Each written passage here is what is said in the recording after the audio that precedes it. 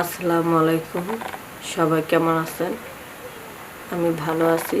আজকে আপনাদেরকে যে গল্পটা শোনাবো সেটা কোনো সিনেমা বা নাটকের কোনো গল্প না। এটা আমার জীবনে ঘটে যাওয়ার একটি বাস্তব ঘটনা আপনাদের সাথে শেয়ার করতে চাই। আমি একজন স্কুলের টিচার। আসলে আমার স্বামী একজন প্রবাসী, আমাকে অনেক টাকা পয়সা পাঠায়, কিন্তু আমি অনেক শিক্ষিত মেয়ে। বাংলাদেশের পড়ালেখা আমি সব শেষ করেছি। এখন আমার স্বামী অনেক টাকা পয়সা পাঠায়, আমি তো বাড়িতে একাই থাকি, আমার কোনো বাচ্চা কাচ্চা নাই, আর আমার ভালো লাগে না একা একা থাকতে। পরে আমি আমার স্বামীরে বললাম, দেখো আমি তো অনেক শিক্ষিত মেয়ে, তো আমার ভিতরে শিক্ষাগুলো যদি আমি ছোট ছোট বাচ্চাদের ভিতরে যদি দিই তাহলে ওরা জ্ঞান অর্জন করতে পারবে। আর আমারও বাসা একা একা ভালো লাগে না, যদি একটু স্কুলের টিচারই করি তাহলে সময়টা কেটে যাবে। তো আমার স্বামী বললো, ঠিক আছে তাহলে করো। তুমি যে ভালো শিক্ষিত মেয়ে, তোমার শিক্ষাটা যদি একজনে পেয়ে যদি তাদের সন্তান যদি মানুষের মতো মানুষ হয় তাহলে করো, সমস্যা নেই। তা আমি সুন্দর করে বাচ্চাদেরকে আদরের সহকার আমি লেখাপড়া শেখাতাম।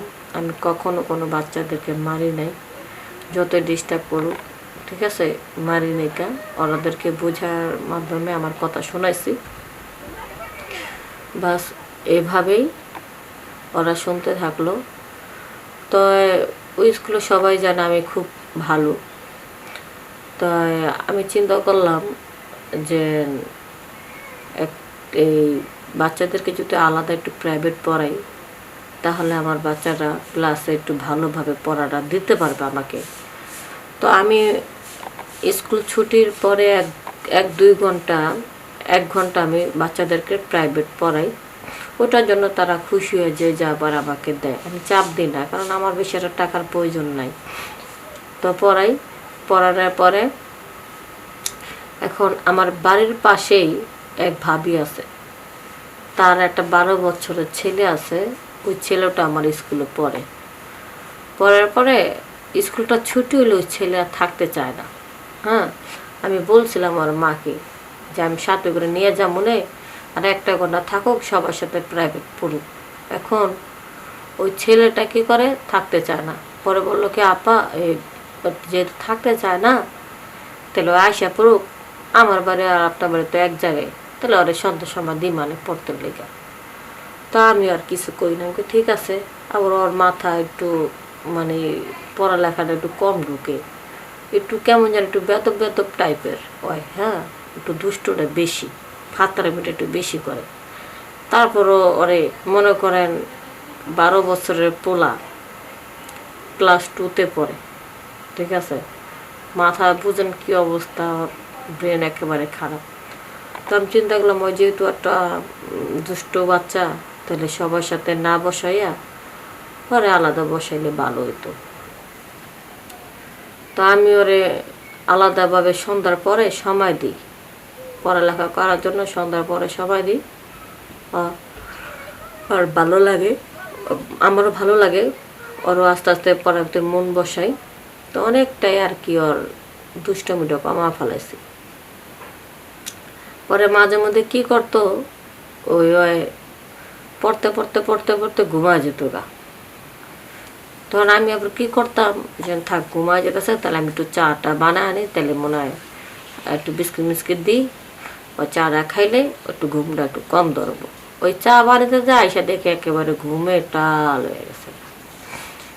এখন মাঝে মধ্যে আর আমি কী করতাম, ঘুমায় গেছে, এখন ঘুমের বাচ্চা তো ওটা পড়া, তো ওটা তার মাথা ঢুকবো না, তো আর আমি শোয়া রাখছি।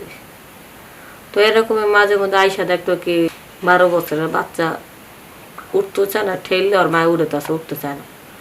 পরে আমি বললাম, ভাবি থাক গা, ওই যেহেতু উঠতে চাইতেছে না, ওর তো কুলে নিয়ে তো আর যাওয়া সম্ভব না, এই তো ছোট বাচ্চা না, এত বড় পোলা কুলে নিয়ে কেমনে যাবেন, তাহলে ঘুমাইছে থাক, ওরা নেওয়া দরকার নেই, ঘুমা থাক। তো ওগুলো আচ্ছা ঠিক আছে আপা, তোরা থাক তাহলে। তো এইভাবে কি করতো, মাঝে মধ্যে ঘুমায় পড়তো, পড়তে পড়তে বুঝছেন, ঘুমায় পড়তো। তাই হ্যাঁ পরে এভাবে আর কি থাকতো। তো আমি ওর সাথে ঘুমাইতাম, কোনো সমস্যা হয়নি। তো একদিন কি হয়েছে, আমার মা আমাকে বলতেছে, আপা আমার নন্দের বাচ্চা হইব, তো হেনে মনে করেন এই 1 সপ্তাহ মতন আমার থাকুন লাগবো, বুঝছেন, 1 সপ্তাহ মতন থাকুন লাগবো, বাচ্চা হইব। আর আমার শ্বশুর শাশুড়ি নাই, জলগা লেগে আলাদা হয়েছে, এখন আমার ডাকা নিছে, বুঝছেন। এখন ডাকা নিছে, না গেলে কইব যে আমার বোনের বিপদ গেল না। আর আমার শাশুড়ি তো অনেক আগে মারা গেছে, কারণ আমি একটা ভাবি, কাছের মানুষ ছাড়া কেউ নাই। আমি যদি 1 সপ্তাহ লেগে পোলাটা লইয়া যায়, পোলাটা পড়াটাও মনে কর নষ্ট হয়ে যাবো গা, তা আপনার কাছে থাকুক। তো আমি বললাম যে ঠিক আছে, তাহলে ওর পড়াটা নষ্ট করার দরকার না, হয়তো এমনিতে পড়তে পড়তে আমার ঘরে ঘুমা পড়ে, সমস্যা নেই, থাকুক। তো আমি আমার কাছে রাখছি। তো আমার তো মনে করেন একটু রান্না বান্না করার লাগে, গোসল টোসল করা লাগে। তো বাড়ির ভিতর কেউ না দেখে আমি একটু গেটটারে ভিড়ে গোসল করতেছি। ওই দুষ্ট পোলা কি করছে, ওই ফুসি পাইরা পাইরা আমার গোসল করা দেখতেছে, ফুচি পাইরা পাইরা। আমি গোসল টোসল করে বাইরেছি, আবার মাঝে মধ্যে ঘরের ভিতরে আসে, আমি যখন কাপড়টা চেঞ্জ করি, ওই কাপড় চেঞ্জ করা দেখে। কিন্তু আমি তো ওর ছোট মনে করে কখনো গেটে ছিটকারি লাগাই নি, আমি তোর কখনো বুঝতেও পারিনি যে আমি ফুচি পেরে দেখবো। ওর টিভি একটা সাইডে দিয়ে বসা থুইতাম, মাঝে মধ্যে টিভি দেখতো। আবার রান্নাঘরে গেলে যখন আমি একটু কোটাকাটি করা ধরতাম, রান্নাঘরটা তো খুব গরম, আমি আবার শাড়ি আঁচলটা সরে বসতাম কোটাকাটি করতে। ছেলেটার আমাদের বাসার রয়েছে পছন্দ অনুযায়ী একটু খাবার টাবার রান্না করতাম। আয় হায়, ওই পোলা আমি রান্না করতেছি সব উখি পেরে দেখতেছে। ওই যে রান্না করতে গেলে অর্ধেক বডির ফিটনেসটা একটু দেখা যায়, দেখতেছে। তো এই প্রতিনিয়ত এইভাবে মনে করেন 6 দিন পর্যন্ত দেখতে থাকলো। পরে একদিন বলতেছি যে তোমার মা তো মনে হয় কালকে চলে আসবো না, তা আজকে আমার বাসায় থাকতে পারবো, পরে তো কালকে চলেই যাবো গা, ভালো করে লেখাপড়া করো। আয় হায়, এই কথা বলছি মতন ওদিনকা পোলা দেখি কেমন জানি একটা টেনশন ভোগ করতেছে। হ্যাঁ, চিন্তা করতেছে যে না, আমি এত কিছু দেখলাম ম্যাডামের সব কিছু এত সুন্দর, আর আমি তো কালকে চলে যাবো গা, তাহলে আজকাল রাইতে আমার কামটা সারণ লাগবে।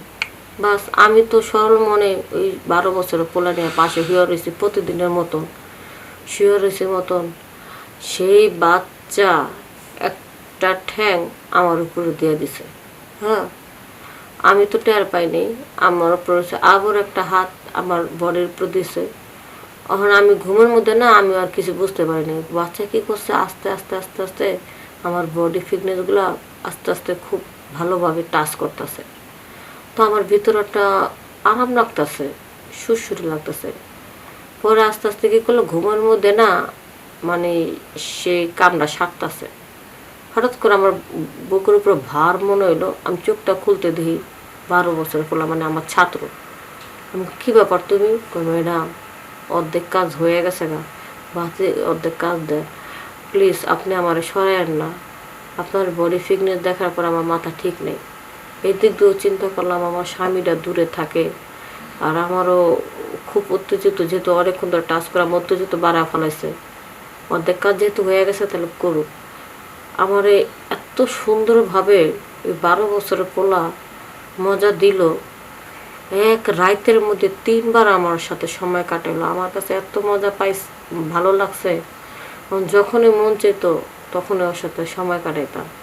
পরে আস্তে আস্তে চিন্তা করলাম, আমি তো একটা শিক্ষিতা মানুষ, শিক্ষক মানুষ, এই পোলাডারে দিছে মানুষের মতো মানুষ বানাইতে। আমি যদি প্রতিনিয়ত এই পোলার সাথে শারীরিক সম্পর্ক করি, ওর বাপ মার কাছে আমি কী জবাব দিব? আসলে এই ধরনের কাজটা আমার ঠিক হয়নি। তো বন্ধুরা, আমি যেহেতু এই ধরনের কাজ, খারাপ কাজ করার পর আমি আমার ভুল বুঝতে পারছি। তোমরাও যদি খারাপ কাজ করো, তাহলে এখনই ভুল বুঝে তোবা কেটে বাদ দিয়ে দাও। এই ধরনের খারাপ কাজ কখনো করবা না। সবাই ভালো থাকবা, সুস্থ থাকবা। আসসালামু আলাইকুম।